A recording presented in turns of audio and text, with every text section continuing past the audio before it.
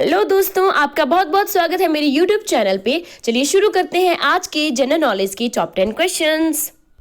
पहला प्रश्न आपके पास आता है, तुर्की और सीरिया में आए विनाशकारी भूकंप से पीड़ित लोगों की सहायता के लिए भारत ने किस मिशन को शुरू किया है? तो तुर्की और सीरिया में जो भूकंप आया है वहां पे फंसे लोगों की सहायता के लिए भारत ने जो मिशन शुरू किया है उसका नाम है ऑपरेशन दोस्त।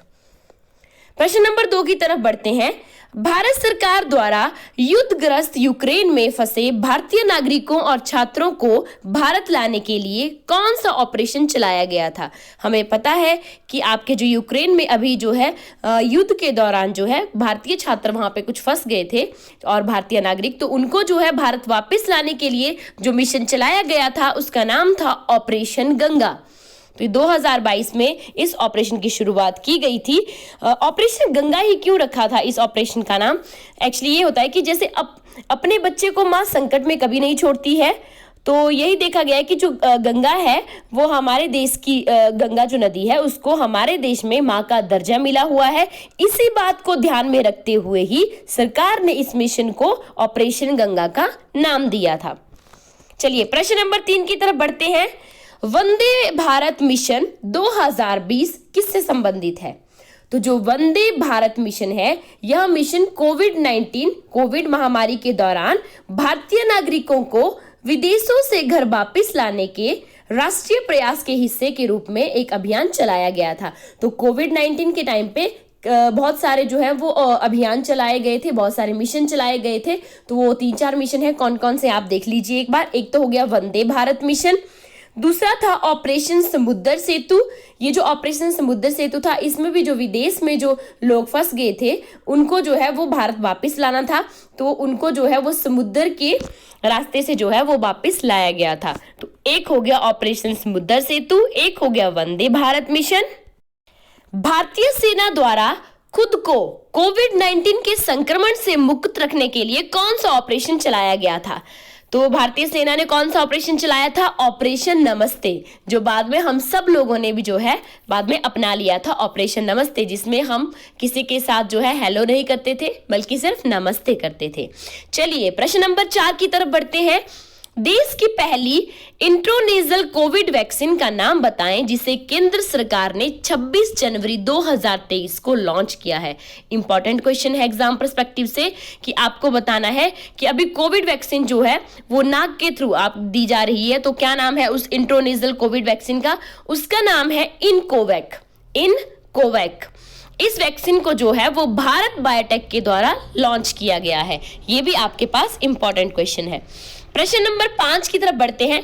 कुछ योजनाएं चलाई गई हैं सरकार के द्वारा, तो उन योजनाओं के बारे में आइए कुछ चर्चा करें।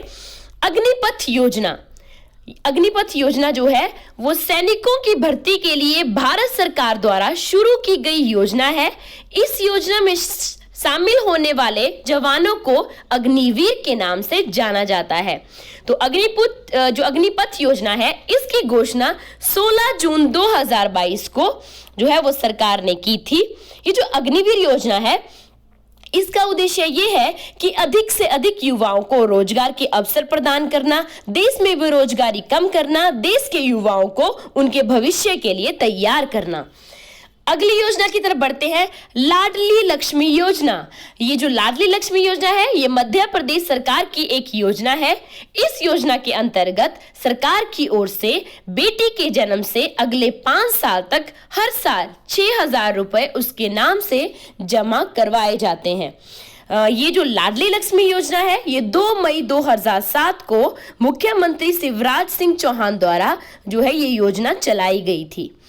तो इसमें ये है, ऐसा नहीं है कि जन्म के बाद सिर्फ 5 साल तक ही जो है लड़कियों को 6,000 रुपए दिए जाते हैं, बल्कि जो लड़कियों की शिक्षा की स्थिति को सुधार के लिए भी लड़कियों को जो है बाद में भी कक्षा 6 के बाद भी काफी धनराशि जो है उपलब्ध करवाई जाती है। अगली योजना आती है स्माइल योजना। यह योजना केंद्रीय सरकार के अंतर्गत ट्रांसजेंडर समाज के नागरिकों का विकास करने के लिए शुरू की गई थी। तो जो ट्रांसजेंडर कम्युनिटी है उसके लिए जो है ये योजना चलाई गई है, स्माइल योजना। केंद्रीय सामाजिक न्याय एवं अधिकारिता मंत्री श्री वीरेंद्र कुमार जी के द्वारा यह योजना लॉन्च की गई है। एक है नारी को नमन योजना। ये जो नारी को नमन योजना है, ये हिमाचल प्रदेश राज्य की सरकार द्वारा जो है राज्य की महिलाओं के लिए नारी को नमन योजना की शुरुआत की गई थी। इस योजना का मुख्य उद्देश्य राज्य सरकार द्वारा चलाई गई बसों में महिलाओं को टिकट की कीमतों में 25% छूट देने से संबंधित है। तो हिमाचल प्रदेश राज्य की सरकार ने जो है ये चलाया है नारी को नमन योजना। अगला प्रश्न है, प्यूमा के नए ब्रांड एम्बेसडर कौन बने हैं? तो आपको बताना है जो प्यूमा कंपनी है उसके नए ब्रांड एम्बेसडर बने हैं हरमनप्रीत कौर। ये जो हरमनप्रीत कौर है ये एक भारतीय महिला क्रिकेट खिलाड़ी हैं जो अभी न्यू ब्रांड एम्बेसडर बनी है आपकी प्यूमा की।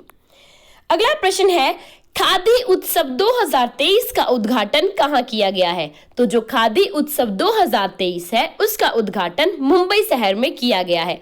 यह उत्सव 27 जनवरी से 24 फरवरी तक चलाया गया है। आगे प्रश्न आता है, ये सार्क क्या है? तो शार्क जो है आपके पास एक संघ है। इसकी फुल फॉर्म होती है south Asian association for regional cooperation. South Asian association for regional cooperation ये जो है एक दक्षिण एशियाई क्षेत्रीय सहयोग संघ है। इसकी स्थापना जो है वो 8 दिसंबर 1985 में हुई थी और इस संगठन का जो मुख्यालय है वो काठमांडू नेपाल में है। अगर बात करें तो जो इसके सदस्य देश हैं सार्क के, तो वो हैं अफगानिस्तान, बांग्लादेश, भूटान, भारत, मालदीव, नेपाल, पाकिस्तान और श्रीलंका। ये 8 जो हैं वो सदस्य देश हैं आपके सार्क के। ये जो सार्क संघ बनाया गया था इसका उद्देश्य दक्षिण एशियाई क्षेत्र की जनता के कल्याण और उनके जीवन स्तर में सुधार करना है। दक्षिण एशियाई के देशों की सामाजिक आत्मनिर्भरता में वृद्धि करना है। इसलिए जो है ये एक दक्षिण एशियाई क्षेत्रीय सहयोग संघ बनाया गया था। ये भी इंपॉर्टेंट है आपके एग्जाम पर्सपेक्टिव से कि इसको जो है वो कब बनाया गया था और इसका मुख्यालय कहाँ पड़ता है। अगला प्रश्न आता है, अंतरराष्ट्रीय महिला दिवस कब मनाया जाता है? तो अंतरराष्ट्रीय महिला दिवस जो है वो हर साल 8 मार्च को मनाया जाता है। तो इस बार 2023 में जो अंतरराष्ट्रीय महिला दिवस की थीम रखी गई है वो रखी गई है digital technology and innovation for gender equality, मतलब लैंगिक समानता के लिए प्रौद्योगिकी और नवाचार। अच्छा, ये तो हो गया अंतरराष्ट्रीय इंटरनेशनल वीमेंस डे तो हो गया। अगर आपसे पूछे भारतीय राष्ट्रीय महिला दिवस कब मनाया जाता है, तो वो हर साल 13 फरवरी को जो है वो मनाया जाता है। 13 फरवरी को ही क्यों मनाया जाता है? क्योंकि इस दिन जो है वो सरोजिनी नायडू जी की जयंती के उपलक्ष्य पर जो है मनाया जाता है। सरोजिनी नायडू का जन्म जो है वो कब हुआ था? सरोजिनी नायडू का जन्म 13 फरवरी को हुआ था। 13 फरवरी 1889 में हुआ था सरोजिनी नायडू जी का जन्म। तो उन्हीं की याद में जो है ये भारतीय राष्ट्रीय महिला दिवस मनाया जाता है। अगर सरोजिनी नायडू जी के बारे में मैं कुछ बताना चाहूँ तो हमें पता है कि उनको भारत कोकिला या नाइटिंगेल ऑफ द इंडिया के रूप में भी जाना जाता था। उनका जन्म जो है भारत के हैदराबाद में हुआ था और सरोजिनी नायडू जी ने गांधी जी के अनेक सत्याग्रहों में भी भाग लिया था और वो भारत छोड़ो आंदोलन में जेल भी गई थी। तो ये भी एक इम्पॉर्टेंट पॉइंट है कि वे उत्तर प्रदेश की गवर्नर बनने वाली पहली जो है महिला थी। तो फर्स्ट गवर्नर कौन थी? वो थी आपके पास सरोजिनी नायडू जी। उन्होंने पूरे देश में महिलाओं को अपने घरों से बाहर निकलने और स्वतंत्रता प्राप्त करने के लिए भी प्रेरित किया था। इसीलिए जो है भारतीय राष्ट्रीय महिला दिवस 13 फरवरी को जो है सरोजिनी नायडू जी की जयंती के उपलक्ष्य में मनाया जाता है। अगर आपको मेरी वीडियो पसंद आई हो तो वीडियो को लाइक कीजिए, चैनल को सब्सक्राइब कीजिए। Thank you.